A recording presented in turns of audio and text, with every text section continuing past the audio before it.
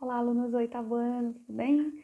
Hoje a nossa aula vai ser um maior detalhamento sobre blocos econômicos da América, tá? Então vamos estar falando de o NAFTA, o SMCA, né? O que aconteceu, com essa troca de siglas e tal, Comunidade Andina, Mercosul e falar um pouquinho mais sobre os BRICS. Não é um bloco econômico, mas é muito importante dentro do contexto internacional. Ok? Contexto econômico internacional. Bom, vamos primeiro lá na página 5 do nosso LDI, ele fala sobre o NAFTA, que foi criado em 1994, tá? É composto pelos países da América do Norte, Estados Unidos, Canadá e México. Tá? Em 2017, eles voltaram a fazer as suas renegociações e acabou que mudaram a sigla do bloco econômico, né? Para Acordo Estados Unidos, México e Canadá, e aí ficou o SMCA, tá? E que entrou em vigor esse ano, no ano de 2020. Bom, o principal do objetivo do bloco é facilitar a rota, né? A troca de mercadorias entre os países, a livre circulação de produtos e serviços, tá? E eliminar as barreiras alfandegárias em relação a esses países. No entanto, né, isso também vai trazer maior liberdade, né, de organização operacional das empresas. Só que tem um porém nisso tudo aí, né, que é a questão da força econômica dos países envolventes nesse bloco econômico.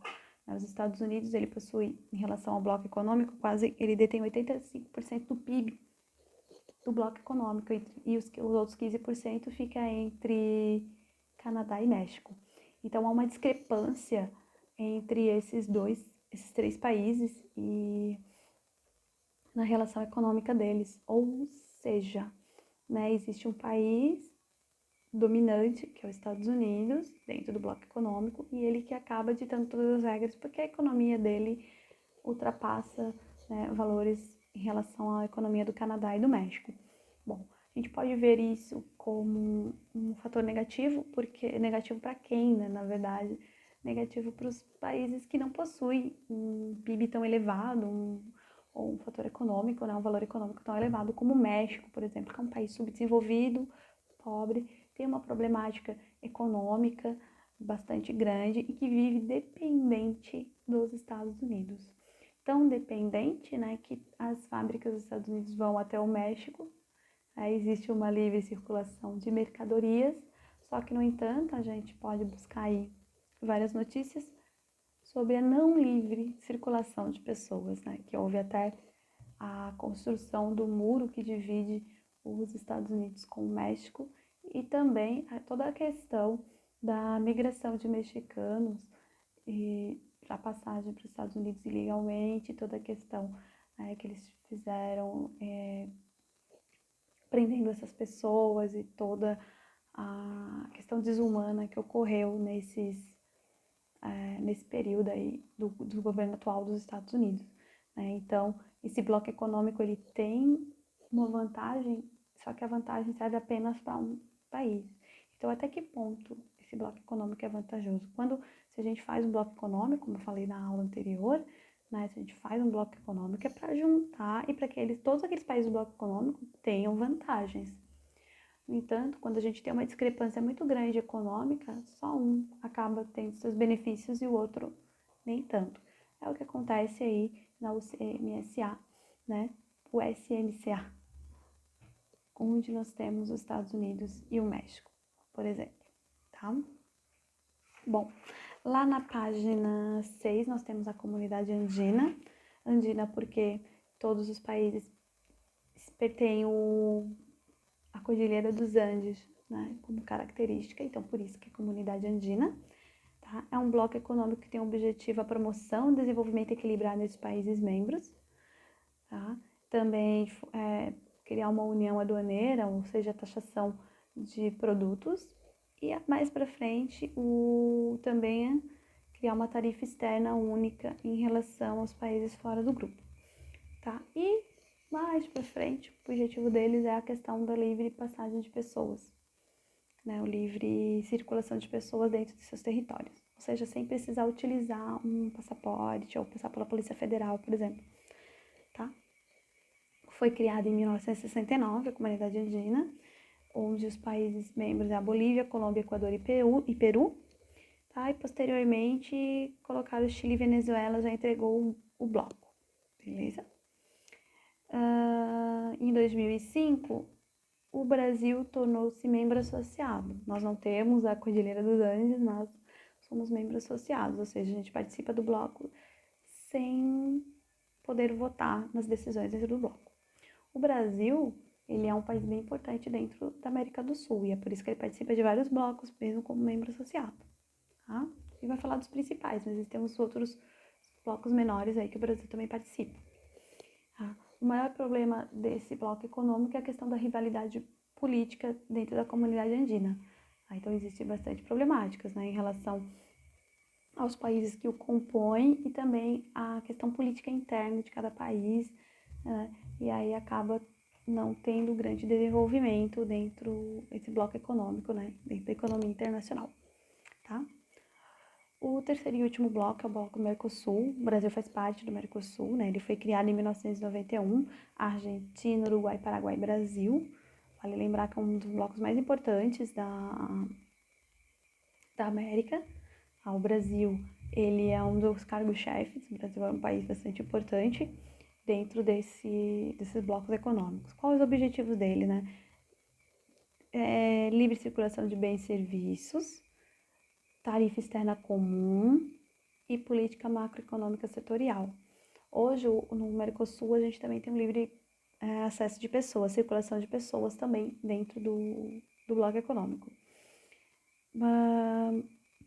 A gente tenta chegar numa moeda única, mas ainda teoria, não temos mais nada falando sobre isso.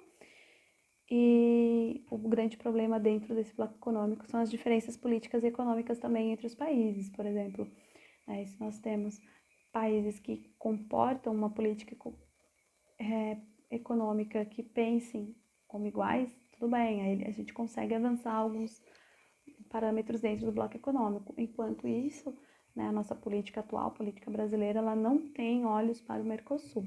Na verdade, foi tentado até mesmo que o Brasil saísse do Mercosul durante esses últimos anos, tá?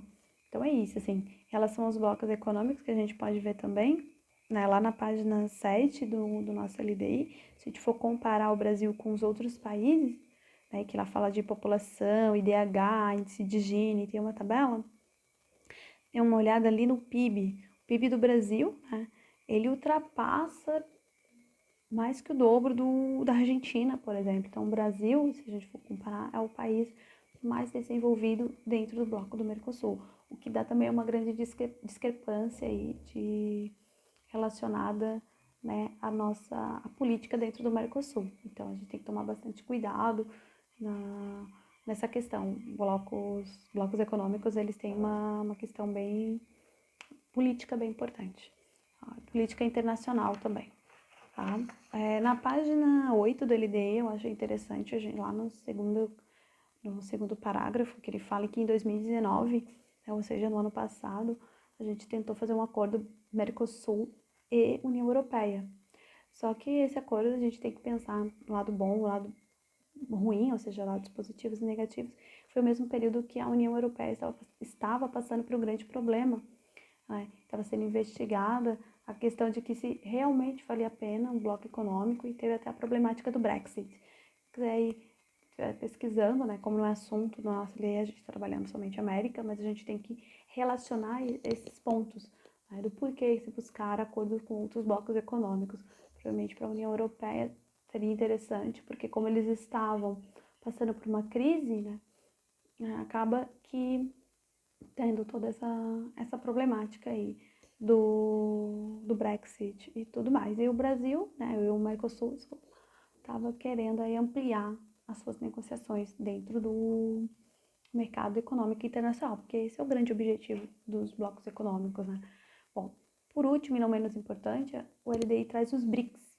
BRICS é uma denominação de Brasil, Rússia, Índia, China e África do Sul, que são países subdesenvolvidos emergentes, Ou seja, que apesar de toda a sua problemática econômica, social dentro daquele país, nós temos um destaque econômico internacional.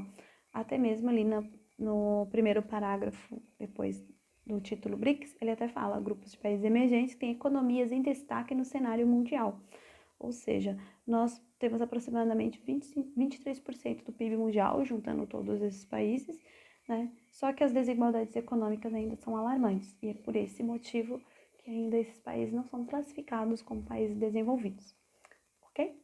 Bom, a aula de hoje é isso, e nos vemos na próxima aula. Até mais!